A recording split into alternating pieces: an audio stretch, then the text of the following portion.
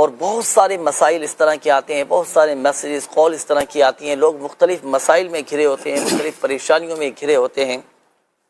ایک ایسا خاص وظیفہ، ایک ایسا خاص عمل، ایک ایسا خاص روحانی علاج میں عرض کرنے لگا ہوں جو آپ کے بڑے بڑے مسائل حل کر دے گا، بڑی بڑی پریشانیاں آپ کی دور ہو جائیں گی، بڑی بڑی مصیبتوں سے آپ نکل آئیں گے۔ اگر آپ مایوس ہیں، ٹینشن میں ہیں، ڈپریشن میں ہیں، یا اللہ نہ کرے آپ کا کوئی مسئلہ حل نہیں ہو پا رہا، یا کوئی پریشانی مستقل آپ گھرے ہوئے ہیں، تو ایک ایسا خاص وظیفہ جو کیا تو کسی بھی وقت جا سکتا ہے، لیکن اس کو نسبت حاصل ہے خاص 17 رمضان المبارک سے۔ سبحان اللہ۔ 17 رمضان المبارک جسے کہا جاتا ہے یوم بدر، اور قرآن مجید فرقان حمید میں اسے یوم الفرقان بھی کہا گیا ہے۔ ان صحابہ کرام، یوں تو ہر صحابی کے اپنے اپنے مقام اور مرتبے ہیں، چاروں خلفائے راشدین، عشرہ مبشرہ، اصحاب صفہ، اسی طرح شہدائے بدر، شہدائے احد، اللہ پاک ان صحابہ کے صدقے ہماری جملہ پریشانیاں دور فرمائے۔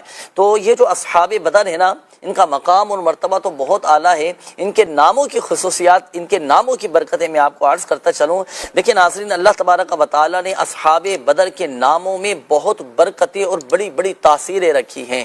ان کے ناموں کے وسیلے سے دعا کی جائے تو دعائیں پوری ہوتی ہیں، مرادیں پوری ہو جاتی ہیں، حاجتیں پوری ہوتی چلی جاتی ہیں۔ ان اصحاب بدر کے ناموں کو پڑھ کر اگر مریضوں کو پر دم کیا جائے، مریضوں کی صحت یابی کے لیے دعائیں کی جائیں تو مریضوں کو شفا نصیب ہو جاتی ہے۔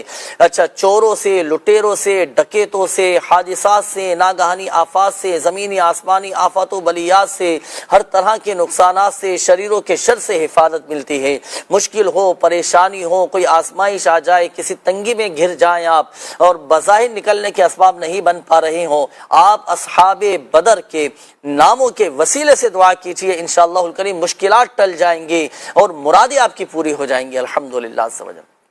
اتنے کمال کی ماشاءاللہ برکتیں ہیں۔ بلکہ ایک خاص بات بھی آپ کو بتاؤں، ان اصحاب بدر کے ناموں کی خصوصیت اور ان کی تاثیر ایسی ہے کہ علماء فرماتے ہیں کہ جو ان صحابہ کرام اصحاب بدر کے مبارک اسماء کے ناموں کا ورد کیا کرے نا، اللہ پاک اسے ولایت کا تاج عطا فرما دیتا ہے۔ سبحان اللہ، ولایت کا تاج اسے عطا فرما دیتا ہے۔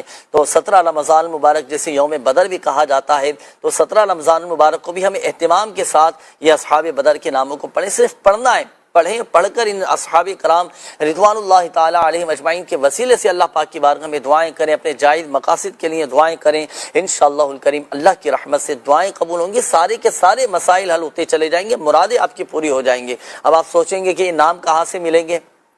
دیکھیں، ان اصحاب بدر کے ناموں کی بڑی برکتیں ہیں۔ غزوہ بدر میں شریک ہونے والے ان صحابہ کرام علیہم رضوان کے مبارک نام یہ مختلف سیرتوں کی کتابوں میں بھی مل جائیں گے، انہیں حاصل کیجئے۔ اسی طرح سیرت مصطفیٰ، یہ مکتبۃ المدینہ سے بھی یہ کتاب آپ کو ہدیتاً مل سکتی ہے، گھر بیٹھے بھی آپ منگوا سکتے ہیں، دعوت اسلامی کی ویب سائٹ سے آپ اس کتاب کو ڈاؤن لوڈ کر سکتے ہیں۔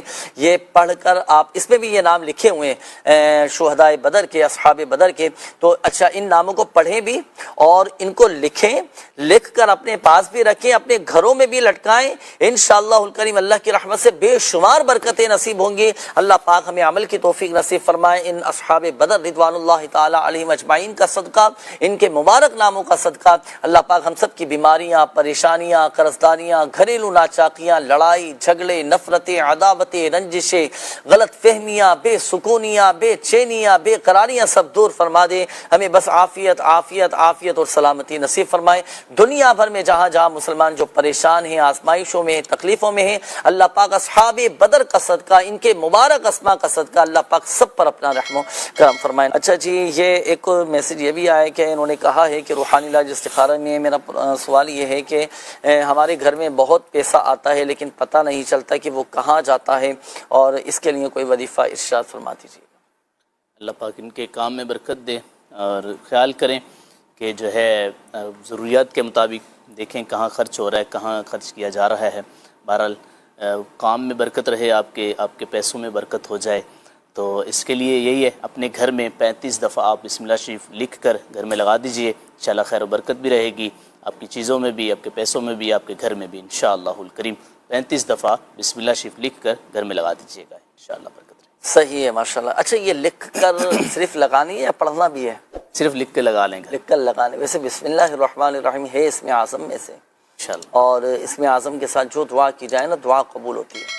تو جب یہ آپ یہ لکھے نا، چلو ایک نیت میرے ابھی آپ کی بات سے ذہن میں آئی کہ یہ لکھنا ہے نا، صحیح، تو لکھیں تو اللہ تبارک و تعالیٰ کے نام پاک کی تعظیم کی نیت سے خوبصورت انداز میں، اچھے انداز میں لکھیں، باوضو لکھیں. باوضو لکھیں.